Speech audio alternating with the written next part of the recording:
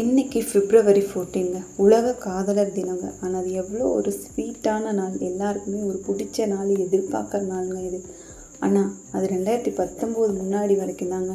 அதுக்கப்புறம் என்ன ஆச்சுன்னு எல்லாருக்குமே தெரியும். 2019 February 14 அன்றைக்கி நம்ம இந்தியாவுக்கு ஒரு கருப்பு தினமாக மாறின நாளுங்க. யாருமே எதிர்பார்க்காத நாள் அந்த நாள். என்ன நான் சொல்ல வரேன்னு உங்களுக்கே தெரியும். புல்வாமா தாக்குதலை பற்றி தாங்க நான் சொல்கிறேன். அந்த அட்டாக் ரொம்ப பெரிய அட்டாக். மொத்தம் 42 வீரர்களை நம்ம நாடு இழந்த நாளுங்க.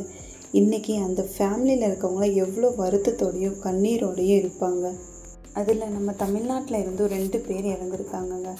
இதே மாதிரி எத்தனையோ அட்டாக் நடந்திருக்கு, நம்மளுக்கு நிறைய தெரியாமையும் இருக்குது இன்னமும். ரீசெண்டாக வந்த அமரன் மூவியை கூட நான் இன்னும் பார்க்கலைங்க. ஏன்னா அதோடய ஸ்டோரி பார்த்திங்கன்னா ஒரு உண்மை கதை. கண்டிப்பாக அந்த மூவியை பார்த்தா அந்த கதையிலேருந்து நான் வெளியே வரத்துக்கே ஒரு 2-3 நாள் ஆயிடும்.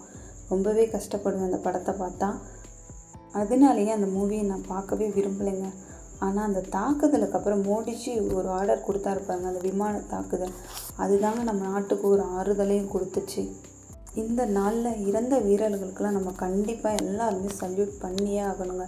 இதை பற்றி பேசிக்கிட்டே இருக்கலாம். ஏன்னா அது அந்த அளவுக்கு நம்ம இந்தியாவே அதிர வச்ச ஒரு நாளுங்க.